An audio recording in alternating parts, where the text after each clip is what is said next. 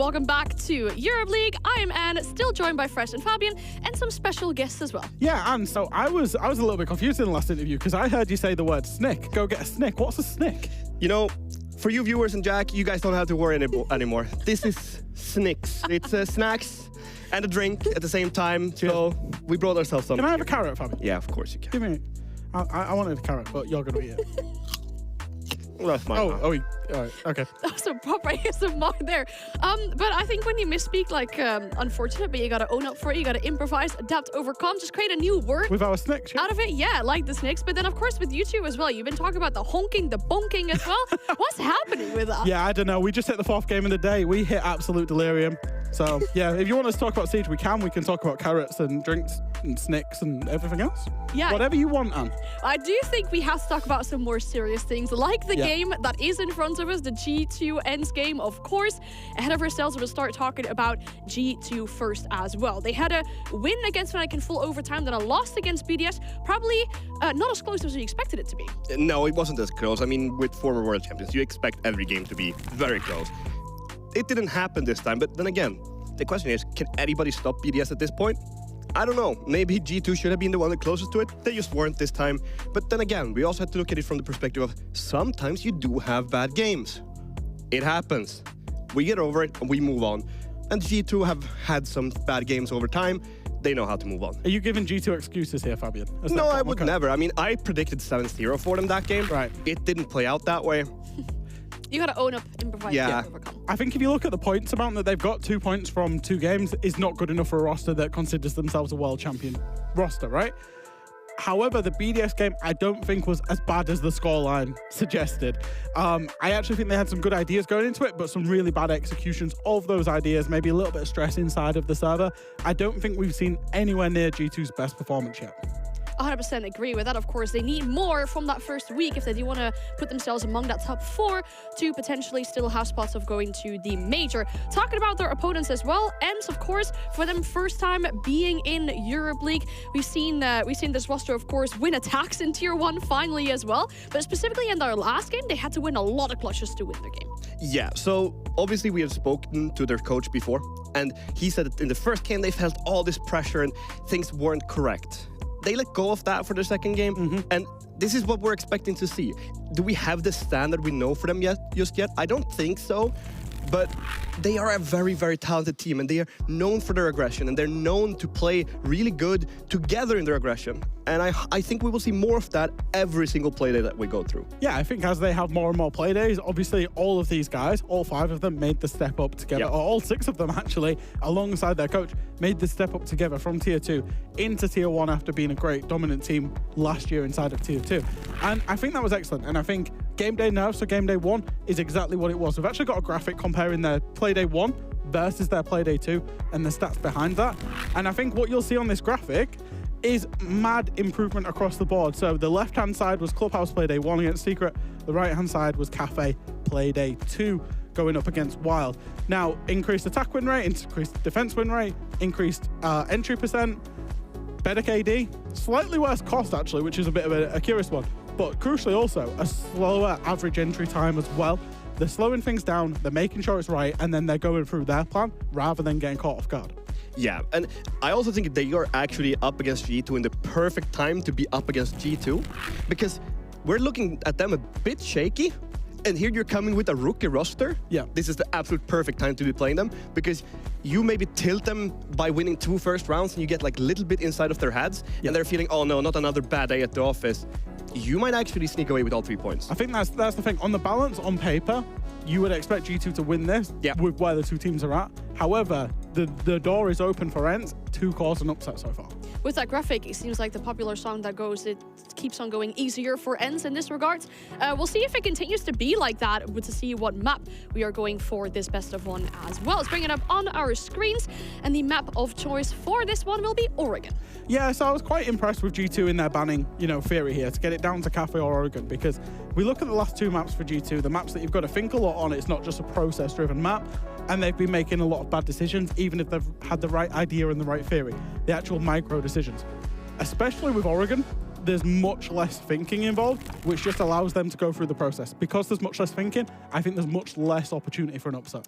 And Oregon has also been G2's one of the absolute favorites, even since when I was there working with them. So this map is something that G2 loves. Starting attack might be a bit rougher for them because that's the first place you will be making your mistakes. And yeah, we assume on Oregon that you're going to win your top 4 defenses and your basement defenses for ENCE, even if they go up against a team like G2 are good at attacking all of them. But if G2 lets slip one of those other bomb sites, which is, well, meeting or kitchen dining or meeting kitchen, then ENCE might run away with this. And the funny thing is, with both these teams, or these organizations rather, having such a deep history within Rainbow Six Siege, this matchup already happened in 2019. I think G2 even talked about or tweeted about it earlier today, saying that ENCE won that game at that time, and G2 is now a different team. Are we expecting that? Are we expecting an ENCE or a G2 to come out on top here? I mean, they definitely are a different team because they're not winning as much as we did back then. But other than that, I lean G2 7-0. I lean G2 7-0. There's a little bit of doubt in that. I think on the balance of things, on paper, you would expect G2 to win. There's been some crazy upsets today in terms of what you might expect on paper. Why not? Why not? Let's have an ENCE win. You think so? I just want to go backstage and finish my carrot. Yeah. Understandable. We'll let you do that very shortly because for one more time today, we'll bring back our casters. Ollie and Demo will be with us for the final game of the day. How are we feeling about ENCE versus G2? I'm a little bit mixed as well. I think I'm in large agreement with Fresh there. I'm not too... I get distracted about them to eating carrots, I'm sorry. I'm not too sure that it's going to be an easy ride necessarily for G2. But, I mean, your analysts don't look too worried, do they? They're snicking and snacking all over the place. Carrots and cola's not a good combination. Oh, we've got a cucumber out now. I'm inclined to agree with Bugs Bunny and Daffy Duck in the desk as well. I'm agreed. I think G2 should come in here with a game plan, and yeah, I think they should win.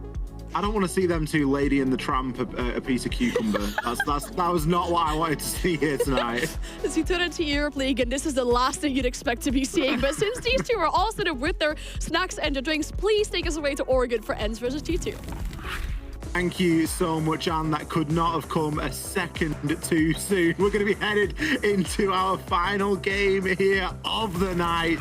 And what a way to round it out, Demo. We have got G2 versus ENCE, and we're going to be headed over to Oregon. Yeah, big day. Honestly, for G2, I know that ENCE, for a new team coming into the league,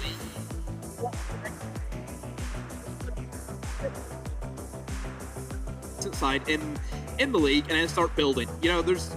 I think it'd be very highly optimistic if you're, an ENCE person who's out there and says, we can win this league, we can get top 4. You've only just gotten here. You were a tier 2 team, a few weeks ago. Let's not get too ahead of ourselves, Ollie. That's the realm that we're in. G2, former world champions, have been to a lot of the international events this year. The expectations are different. They are. For G2, they need to win this game. They need to. They are a big dog up against ENCE who are not a big dog. They should be winning that. That's I'm a realist, and that's how I'm going to say it. Any keen-eyed viewers will notice that Alamo has shaved his head since last time as well. He sort of flits between long-ish hair and shaved head. So we'll see if that has any bearing on the fixture, or at least the way that these two teams play out today. So far, we've got a Capital and a Monty band away, along with a Fen. No real surprise of the Monty there. Of course, we've already seen tonight the power that Monty has and the ability. Of course, with the way that the shields have been reworked, Monty is certainly moving up there in terms of rank, wouldn't you say, Demo? Yeah, very, very strong S tier. I know that Uno thinks that, Monty is incredibly strong, so I would have said that he might have been a big reason why they went for the ban, knowing how strong he can be, and especially in Oregon. Plenty of ways you can use Monty on this map for every bombs that he's just viable everywhere, isn't he? He's really, really strong. So yeah, I think it's a good ban for G2. It means that ENCE don't really have like a safety operator you can go to. So yeah, it's a good ban, good solid ban. For ENCE coming into this, G2, big fixture for them, a big matchup. Already 2 play days in, and ENCE are currently above G2, which I don't think a lot of people had that on the bingo card. Absolutely not. You know, you're going up against a big club here in G2, and I know for ENCE, you've got to look at the experience on this roster. They've got a lot of experience inside of things like Challenger League, Tier 2 to Tier 3, but in terms of Tier 1 experience, I think you can, you know, sort of write a lot of last week off to any sort of stress and nerves of coming in. But now you're going up against a team like G2, a team that you will, no doubt, have watched win SI. You know, these players, they're not new to the game by any respect. These are watching a lot of Pro League. They're watching a lot of top-level Siege. They're going to have, you know, looked up to these players for quite some time, and now they're in an official fixture against them. Let's hope that the moment doesn't get the better of them here. I mean, they have a hard run of fixtures. If you actually look at the next 4 games for ENCE, they have G2 now, then they have Fnatic tomorrow, then next week they have a doubleheader up against BDS and MVP. So not an easy run for them. Then they do get a break week, but it's going to be tough, I think, for ENCE going forward. But you never know. I think if any team you're going to be able to pounce on, it's going to be G2 right now, who are certainly in a weakened state. They are injured. G2 have got a lot of clearing to do here on this basement, and Virtue is going to be sweeping through this top floor. Doki, just a cursory glance there to the bottom of the door frame.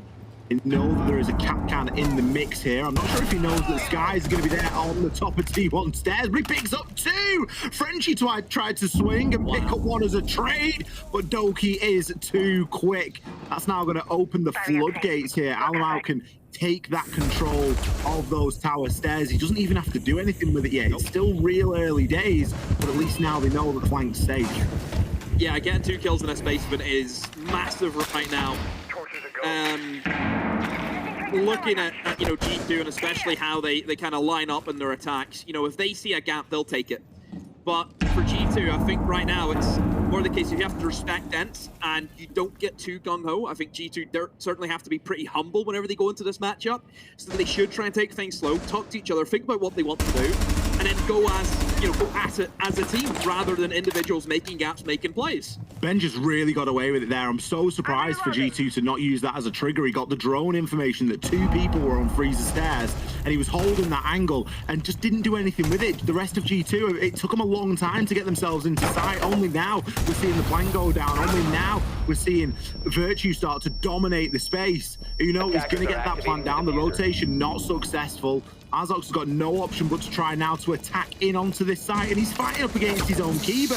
It's an absolute nightmare position to find himself in. Naku finds 1. Uno trades that one back out along with Doki. 4 kills to open things up for Doki. What a start there for G2. Yeah, Carl's smiling. He's loving that round. Doki, man on a mission. That's a great start for G2. You know, very simple attacks, how it's done properly. I mean, ENCE, you know, they went for the aggressive take right from the get-go, and, you know, I always look at that basement, and in my eyes, I think it is the toughest bomb site to attack in the game, is that basement Oregon. Giving picks up, you know, straight from the get-go like that, it's ludicrous. You know, I just don't know why they just don't sit back and play the operators at their disposal. You know, you can bring in the Cade, you can bring in the Tabaro. You have all these different operators to try and help you and stop, you know, the attackers gaining ground on you. You have Goyos, you have Mira open, for goodness sake. You have all of these fun tools that you can just make the attacker's life a misery, but then you give away 2 picks. It makes no sense to me. 10 seconds left. It's a strange way to play it, that's for sure. You mentioned the mirror being open there. Not only have you got mirror open, but you've also banned a Capitao. Attackers are heading out to defuse that just improves mirror exponentially. You don't have to worry about the smokes, you don't have to worry about the fire arrows. You can just chill behind the mirror window. Sure, there are loads of ways to deal with mirror. Ash being a very popular one at the minute. Sophia, of course, going into there. A lot of different ways that you can try and get rid of that. But ultimately, you're leaving things on the table here that are going to be very useful for you. And I think if you try and roam up against G2, you've got to do it very carefully. You just need to try and hold ground and waste time and maybe get yourself in a gunfight. But you really don't want to be going out there and looking for too much in the way of kills, and certainly not committing a lot of bodies to it. Brought the Clash this time as well, which is going to be a nice little combat for the Blitz, of course. Shield versus Shield, but Clash usually comes out a little bit better there. Virtue going through the top floor again, as we saw him do in round 1. He's got the info and knows that Clash is going to be there playing on the stairs, and now start to work just a little bit of vert. Yeah, G2 taking quite a bit of damage. Thankfully, I have the Finker, but is out of stim, so Benja will remain at the HP that he is on currently. G2, they have cleared the map within a minute, and now they can start working on getting these hatches open as quick as they can. There's going to be nothing stopping them from opening up the hatches. There's no Cade on the board, no Tabaro, and how have they lost the Clash? Where has Virtue found that pick from? Well, Virtue was floating around on a bit of vert. I'm not sure if he caught the Clash just chilling in the corridor there. She's on the bottom of that 90 corridor, really tucked in the corner, maybe just looking the wrong way. Virtue's got away with one there. That is rough. And also, like, Clash would have killed Benji. You know, the taser would have finished off that HP. Yeah, big blunder there from Rycos. You brought the shield in, but the shield is gone right from the get-go as your first operator. Now just going to dip out as he hears the C4 rip. There's an attempt at a bit of a retake here. We're seeing Naku get himself up the stairs, but they're not even looking the right way. Uno picks one through the smoke. What are we watching here? We've still got everybody from G2 alive. Alamau still on that blitz, still on that shield. Uno, I think he knows someone else on the stairs. No, gets caught in a full sprint and will be down. A couple of kills now coming in for ENCE, but is it going to be enough? Azox just have the shotgun, going to be playing in and around green. Can maybe try and make something happen here. The hatch is open, don't forget. The diffuser will be recovered, but he's not aware of Virtue. Still hanging around up inside a meeting, just on the left-hand side of Flag there. He's going to pick up that final kill. Yeah, good round again from G2. ENCE, they're playing themselves. You know, they're going for these aggressive retakes, pushes, but G2 are just sitting back. G2 are letting them just walk into almost a trap. You know, look at the position of Uno, ready for that coming in. Yeah, I think it's very impressive from G2. ENCE just look bewildered. You know, they've clearly came in with a game plan where we're going to take the fight to G2. We're going to be aggressive. That's fine, but not on that bomb site. That's the bomb site where you don't have to get aggressive. There's definitely a fine line between playing aggressive and almost playing stupid. And I don't think that they're leaning into the inherent strengths of that bomb site. There's a couple of rules with Oregon. As a defender, you're expected to win downstairs. And as an attacker, you're not judged too harshly on your basement attacks, because it can be extremely difficult. It's the third bomb site, isn't it? The third bomb site is where a lot of Oregon really starts to shake down. Attacking teams will generally get a handle of either attacking into kids' dorms or down onto the basement. Sometimes they'll get a handle of attacking both, and then you start to worry for the defenders, because that third choice site is typically a strong site or a stronger site for the attackers and harder to hold. So we'll see how this round shakes. We've got Alamau on the Amaru. And don't forget, there is a player playing upstairs inside of tier 3, but are his sights set elsewhere? Is he just going to send it through Kid's window? That certainly looks like it could be on the cards here. He's waiting for Virtue to get round to double. The Bees are going to give a good amount of information. We've got Uno on the opposite rappel. And like you say, Demo, no one's hanging around the site. This could be dreadful for ENCE if it plays off. The diffuser is in Uno's hands, though. You've got to watch him, because that is going to be the big trigger here. Doki, he kicks things off. Alamau straight in through the window. He can start commanding areas inside a pit and really cutting things off. Benja, he's going to find one for himself as well. Doki can just chill and watch the flank here. A lot of the hard work is done, and once again, ENCE are becoming the attackers here. The diffuser can start to go down. Naku, he's got to push through. He's got to try and find at least one here, but with Doki on the cover and the flank going down, it's going to be nearly impossible. Azox eventually takes Doki down. The Claymore just going to slow things down ever so slightly, but look at the post-plant position here. 4 versus 1, and Naku down only to the Deagle. Going to pick Virtue up, but should be traded almost immediately. Alamau tucked into pit. I'm not sure how they're doing it here, Demo, but G2 are the defenders, even though they're attacking. Honestly, you look at that setup from ENCE. Okay, they've tried to hold in towards Armory, hold in towards Bedroom. And then you've played some guys, I think, downstairs in Meeting. I think there was a guy also in Big Tower. So you've tried to hold that side of the map. But they spread themselves way too thin. There was no one in the actual bomb site. So obviously we've seen that the Alamau could just go straight for the kids window. Nobody's in kids. No one's even towards Big Window. Nobody towards Hobo. There wasn't even any fate holes made from Big Window into Kids. You know, they like G2 also could just jumped in Big Window and planted as easy as that. You know, that was also really easy for them. They've tried the closet hold, yet Benja was in closet. So the actual hold that you've had, Benja still managed to take that down by himself. It makes no sense what ENCE are doing right now and how G2's getting away with it. I didn't get a chance to redo Rotate, but I saw a welcome to EUL in there. So I think G2 are in high spirits right now, it seems, and Carl they should PM be. and then, yeah. Yeah, they've come 3 rounds up so far, and we're back down to the basement. At what point do you say that they are banging their head against this? Because I'm going to be honest with you, G2 aren't doing too much on these basement attacks. They are being given a lot. It's not to take away from how well they're playing, but they're not having to work too hard here. Basement, again. Let's see how ENCE will deal with this one. And already, Ollie, I'm seeing them roam. Again! They're roaming again! Why? Why is there 4 people upstairs? Well, no one's died yet, Demo, so there is still chance. You do just get the feeling that G2 are almost just massaging these defenders into an advantageous situation. And there it goes. Benja is going to be watching through that main lobby door. Picks himself one up onto Rykos. Yet to find the scoreboard along with Skies. Attackers have located Not just strategically how G2 are dismantling this ENCE team, it's also just down to pure gunfights. You can see it's a poor do when Nakyu's pushing into the site and he doesn't really know what's clear. Should have been taken down there by Doki, but good information exchange on the side of ENCE. Going to allow Nakyu to pick up his second.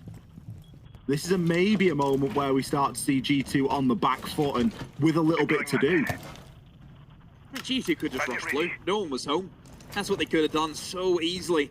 Because ENCE are just giving up the bomb site. They're going for these aggressive roams. I just don't know why they go for it. There's a standstill right now for G2 as they figure out where they want to go. It is Alamau by himself towards blue. Instead, we'll rotate away. Wise decision. 2 of them were holding him from that position. But G2, I think, losing their 2 entry players, it has slowed them down just a tad. Everyone from ENCE is back on site now. But you just think how different this round would be played, Ollie, if Noki had got that kill. It's come down to one gunfight, hasn't it? As it often does in this game. And it's about time that something went ENCE's way, really, because not a lot has gone their way so far.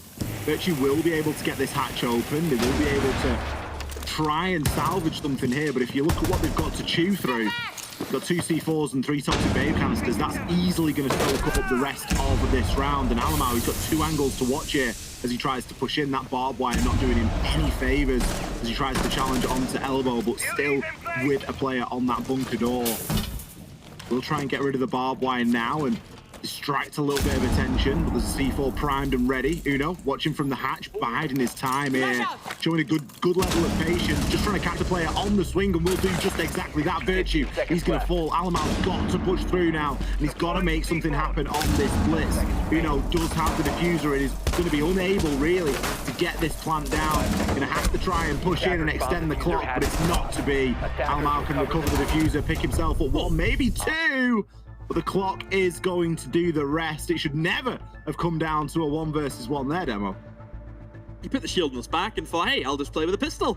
Gets 2 kills from it. Yeah, very close again for ENCE. Whenever G2 had nothing to go with, you know, they lose their 2 main entries. All they could really get was a hatch, and that was it. And to see ENCE, you know, go right down to the wire, it is worrying, but I mean, here's the thing for ENCE. Okay, now you finally won the basement. Now you can't have that no more. You need to go for another 2 bomb sites. You have to go back up to that kids, which, you know, the lights were on, but there was nobody home. You know, a lot of the times, like, you know, just me in life. The lights are on, but nobody's there, Ollie. The eyes are open, the mouth's moving, but I believe there's some, you know, caster, some Canadian guy was saying that I have very fated stares. Does that mean, is that what you mean by that? Okay. Is that like maybe potentially. He likes a lot of beanies. He has a beard. 10 seconds left. Had a beard. Had a beard. That's true. Had a beard. Like so. 5 seconds to go. He thinks he's funny, but he's not. Bliss can go on. Attackers are moving out to locate a bomb. and ENCE find defuse it. success in round number 4. Will they continue it here in round number 5 and start to try and salvage? Don't forget, Demo, there's still option for a 3-3 split, which wouldn't be the end of the world, really. You would expect a little bit more, but it would still be very salvageable. G2, I don't think they're going to be in too bad a spirit. Doki just getting himself droned up inside a tower, and Azox don't really want any part of that. He's going to immediately close it off with the pocketed reinforcement, and that's almost a cue to call for Doki to get himself into the top of T3, set himself up a flank drone, and just start to think about opening up that attic wall. Yeah, it looks like a very generic take from G2. You get a guy in big tower, open up attic. The pressure probably towards bedroom. Looks like Bench is out there at the moment. But still a fair amount of roamers once again for ENCE towards that kind of middle floor area of the map. I mean, Bench is looking to go for the hunt as the phone call goes in. 3 players downstairs, it looks like, Ollie. Rekos, though, does come back up just because that Doki call may be scared of something cramped walking up. But Nako, he's not feared, though. He's still there. He's still looking to see if he can apply some form of pressure and some kills. But right now for G2, it's just about gaining ground just little by little. Reloading. This is the respect that we mentioned, you know, that G2 need to have against ENCE. They need to have respect against their opponent, and they are showing it right now. The Doki call's giving him a lot of information to work from as well. I'm a little bit disappointed to see G2 ignore the player below, because obviously that's going to be a C4 that really could come back to bite you.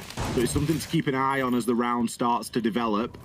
Alamar's got himself onto highway window now, can start thinking about a hop in. There's plenty of phones ringing nearby, so they've got a good idea that there's going to be some defenders present. Kiba Barricade is just going to buy a bit of time for a brief moment. Richie, they come in with one of those C4s, still another in pocket of Rykov.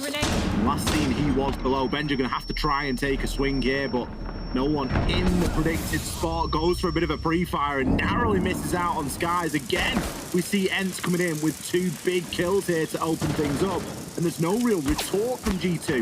Everyone's dug in, they're not able to find too much. Doki does get a couple of pot shots off, but there's still the players still on the desk to contend with. Bees now get sent out, and now with the information gained, you can start to realize just how lucky you were. Picks one, can't advance any further for fear of the players in and around that big window area.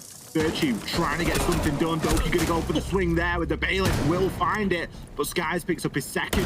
Virtue a little bit too late there on that rotation, and the Kiba barrier really slowing him down. Uno needs to get himself involved in the fight as well now, but he's 1 versus 3. Making 1 versus 2, picks up 1, but immediately taken out. ENCE starting to shake off some of those nerves, and they've chained a couple of rounds together. Yeah, it honestly just came down to, I think, the position of Virtue. Virtue was on double window, then he rotated away.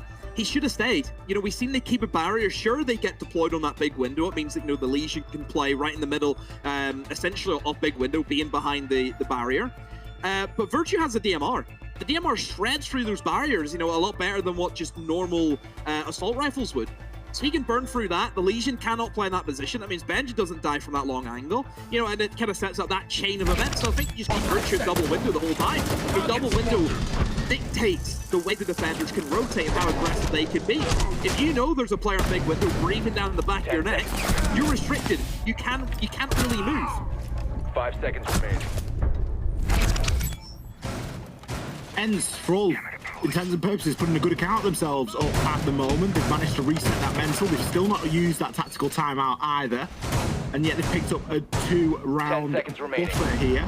Well, not a 2-round buffer, but 2 rounds to G2's 3 and a chance to level up at 3 rounds apiece, which, if you'd have asked me if we'd have seen a 3-3 split after round number 1, 2, and 3, I would have said not a chance.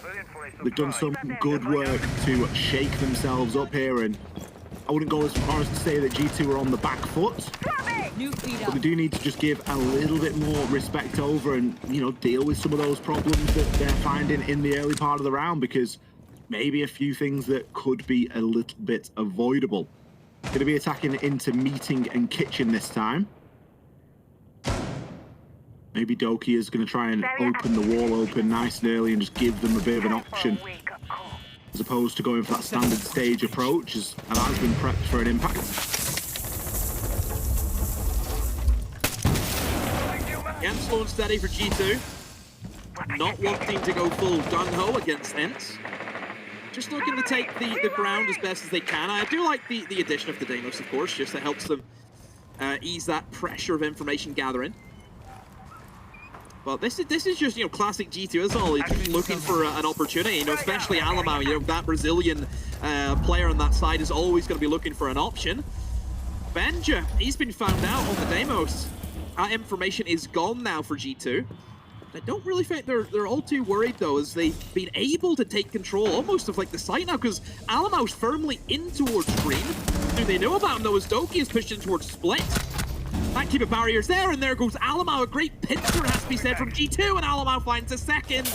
Aware there is a player inside a big tower. Hatch is open, right, Cos? Are you in a position to stop this diffuser? No, you are not. Diffuser goes down. Oh, G2, they don't need to swing. The positions of ENCE. There's a post plant, and all they need to do is hold the angles onto that diffuser. G2 have taken exactly what they needed there to get the job done. It wasn't a full sweep and roam clear. There were still players in attic, for goodness sake, but the cover was sufficient. And Alamau picking up 3 really does help. Is he going to grab a 4th? Yes, he will. Doki coming there in between. I'm not going to say that he stole the ace, but the potential was, of course, there. Just goes to show that you cannot give these G2 players any space whatsoever. Managed to come out of that first half, a 4-2 split. Oh, well. 4-2. G2. A very classic G2 round. Alamau sees an opportunity for himself to get some kills. He hops in. G2 then play around that, get that diffuser down, and Alamau just cleans up house. We see that happen time and time and again. Very generic, very classic G2. And yeah, they finish out 4-2 half. Very strong for G2. Considering the Oregon, you would probably tend towards your kind of even splits, more or less. So I think G2 certainly went above the average there in the attacks. And now ENCE, we have to see what they're made of. We have to see how their attacks are. If we look at ENCE, they were able to take 4 attacks against Wild on the last play day. But before that, they didn't win any attacks against ENCE. So it's a bit of a mixed bag for them at the moment. Attackers must locate and defuse a bomb. Defender is exposed. Cheeky Banshee outside. So there for one reason and one reason only. Alamau is going to peek off the back of that, make no mistake. You don't put one of those outside if you're not going to send yourself out of the doorway. And pretty much everyone on the side of G2 is doing just exactly that. They are not giving an inch away here. Naku, they get full white flashed off his teammates' stun. Needs to be really cautious. He knows someone's right there. They've had the Dokubi call. They've got the information. The lion scan's already gone through. And Benja is sitting and waiting. Alamau, we said he was going to swing, and I imagine that's exactly what he did there. He's taking Naku down. And they're going to have a very tough time of taking anything here. Yeah, this is a hold that we see G2 do a lot, where they'll just play in towards mating, and they will just try and play for their lives and get as many kills as they can. It's worked out okay for them. They've traded 2 for 2, but they haven't really hit any of the big operators in terms of utility. They didn't hit the Sophia, they didn't hit the Habana, for example.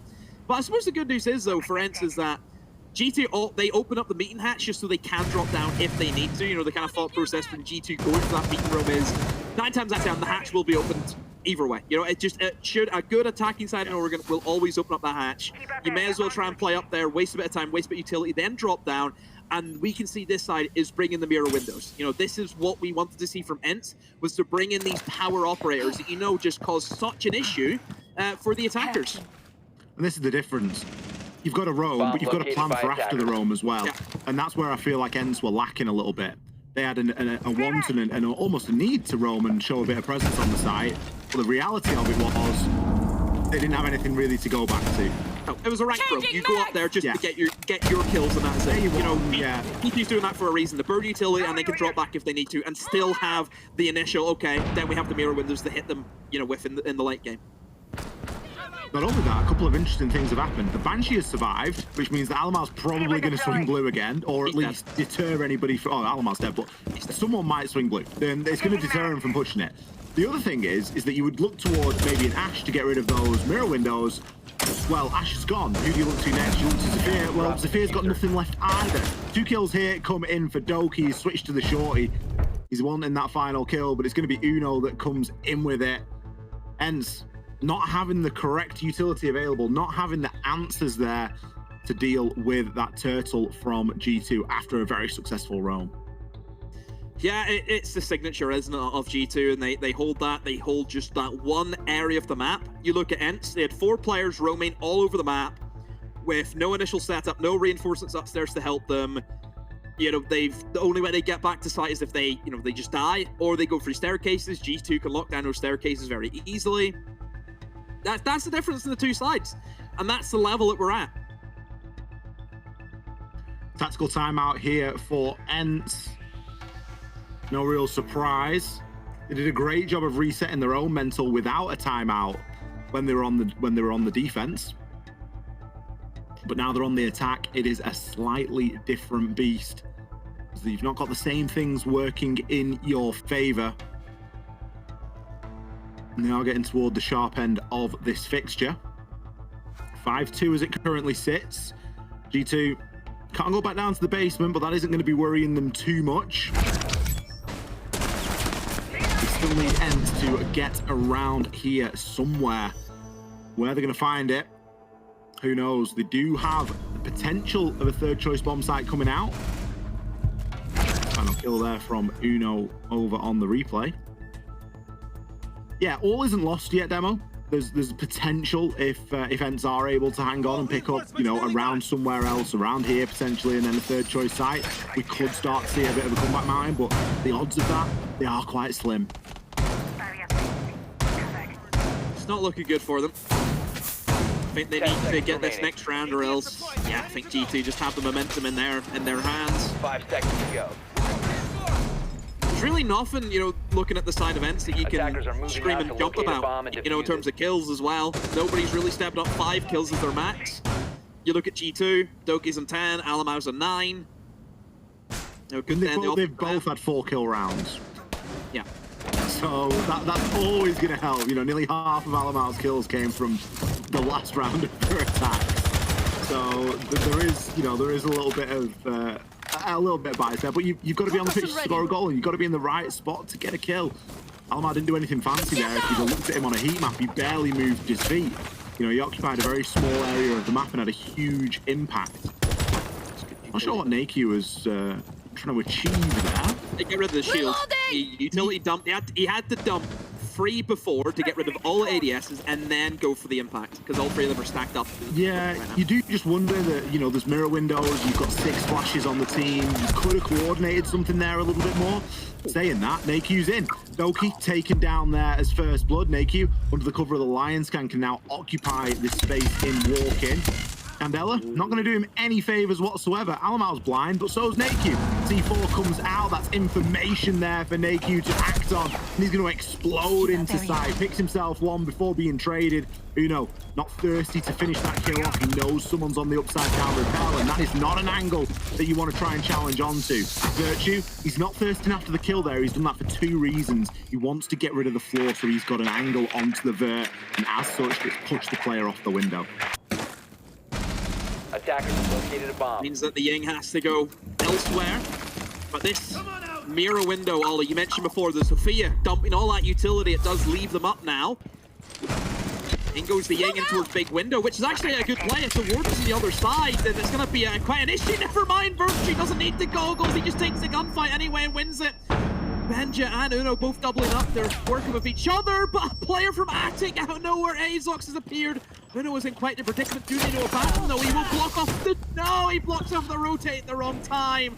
Virtue has somehow flanked up free armory, but I don't think that's the correct call, as they know exactly where he is. They can use the mirror window behind him. G2 lacking on the information, and ENCE storm through the bomb site. Very weird round for ENCE, where they managed to get this initial setup. They're pushing in, using their Sophia. And G2 looked as though they were maybe responding, Ollie, but that guy, that single guy pushing in for Attic ruined the party. Azox there. The unwanted guest that turns up just a little bit late, just as the party's in full flow, and just puts a bit of a dampener on things. And that's what G2 experienced there. Great stuff from ENCE to pick up a round on a primary rotation. That's exactly what they need to do now to try and stay in this thing. It is by no means over. It's 5-3. It doesn't look great, but you better believe that they've got a chance at pulling this one off. They need to be successful here. If they go back up to kids or if they go to the tertiary site, it doesn't really matter. At this point, I thought that the round was done and dusted, and then bang, Azox comes through.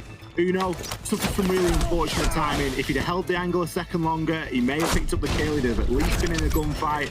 But no, he chooses to barricade himself up, tries to find a little bit of safety, and it costs him dearly.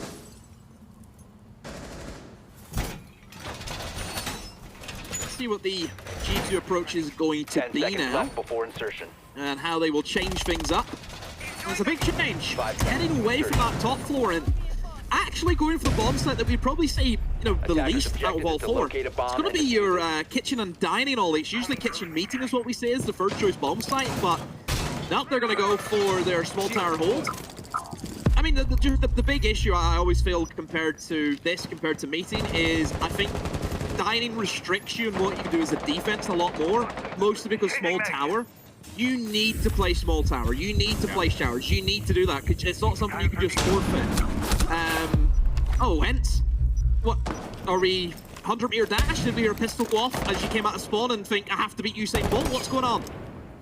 Nakey was trying his best there. I think the drone was working ahead of him, but he maybe needed more than one for the ground that he was wanting to take. It was very ambitious from where he entered to where he actually ended up there. G2 didn't really need to do anything. They could just take a gunfight. It seems as though this is not an ENCE round at all. You mentioned there it's not a very popular bomb site choice.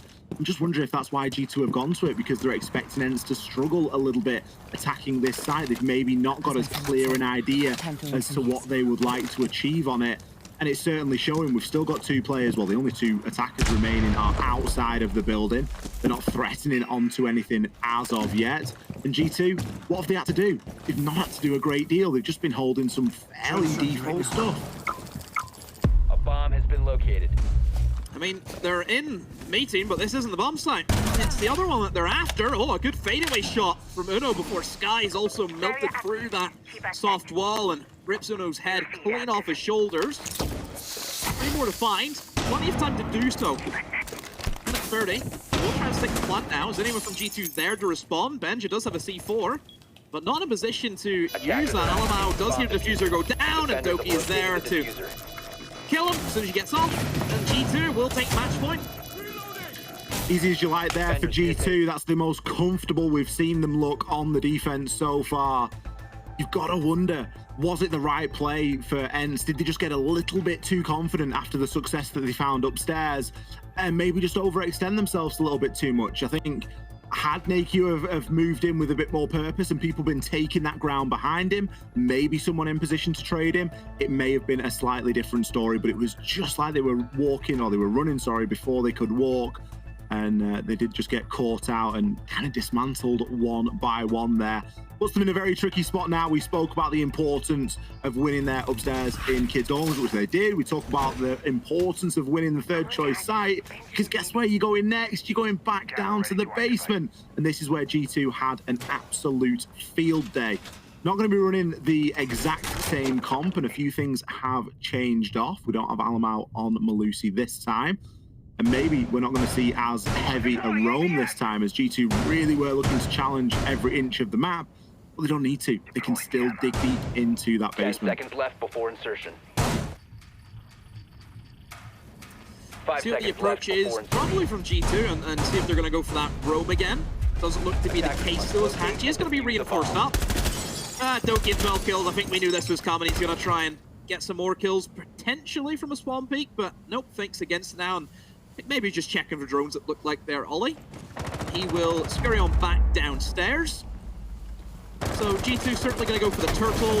Let's see how ENCE want to deal with it now, as they do have operators to do so, Ollie. You know, you see an operator like the Grim, for example, great at clearing off anyone who could be in the pillar position, can get that information. Also, if you want to go for the laundry freezer take, it's just great to cover off highway, closet, the rotate in between the sites. You know, it's a great pickup. We've been down this road before about how good Grim is currently in the meta. Honestly, I'm surprised that we didn't see Grim and Jing perhaps be brought for basement, because then that's where it gets really fun. And for fun, not at all if you're a defender. Not Yeah, I'm going to say, who's that fun for? It's fun for the attack. It's not even fun for all the attackers because unless you're Ying, we often see attackers get flashed by the Ying anyway, so it doesn't really matter. It's fun for Ying, man. I retract my statement. Yeah, all right, it's fun for Ying. I was going to say, for all the Ying that we've seen banned this evening, we've not seen a lot of Ying played here tonight. We've had a few occasions, but it's not been as prevalent. G2 still challenging aggressively onto that deployable shield, and the heavy stack up of ADSs. It's just going to allow them to really aggress and essentially just make ENCE think twice before they try and take anything. Naked gets himself in a bit of a gunfight there, but the ACOG will be superior. Doki picks one up off the back of it. Skies picks one before being traded. Virtue, he's going to find one, converts it into a down, and Rykos got a lot of work to do, my friend. Caught upstairs. He will be able to make that rotation, but you get the feeling it's only a matter of time. It's Almau to close it out, and G2 are going to take the win here on Oregon. This is the performance that they needed. They've not had the best time so far in the first couple of weeks here at EUL. They've done a fantastic job here tonight, Demo. Yeah, and it's all about building momentum. That's what it is for G2. We mentioned before, yeah, it wasn't great against BDS. I mean, BDS just rolled them over entirely, but they need to go in here and get a win to get them back on track and, of course, build momentum to tomorrow, where they have another big game, Ollie. They have VP tomorrow. So hopefully this will give G2 a bit of belief. You know, VP have just lost today. So you would say that momentum would probably favor G2 going into tomorrow. Yeah, you've got to look at that and you've got to think, you know, VP had a very difficult game today against Secret. We've got G2, they just come off the back of a win that they, I think, desperately needed here to kick off stage one for them. So we will have to see how tomorrow shakes down. But before that, we need to know what the standings are like and we need to digest that last game. So we are going to send it for the last time over to our wonderful desk.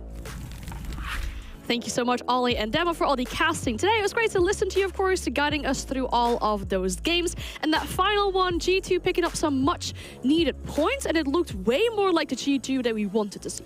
I think they looked more confident, but I also think that ENCE, they played maybe the wrong way into G2, because we're looking at the team of G2 as we've always talked about them as being the biggest firepower until we saw the current BDS.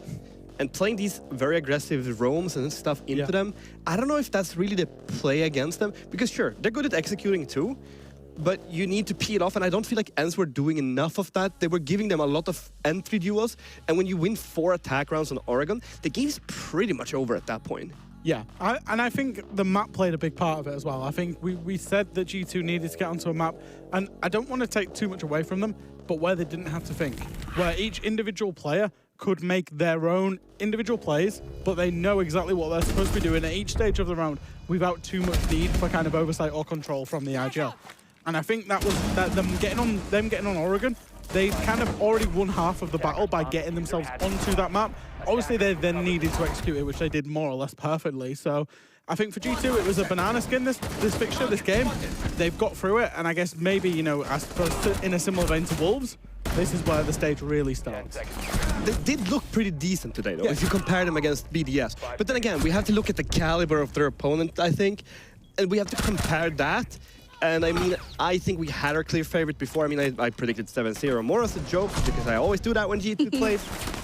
But it wasn't actually too far off what I would have normally predicted. It was a very well-controlled game. Yeah. It was kind of like, if this game was played on paper, this is how it more or less would play out, and it's how it more or less did play out.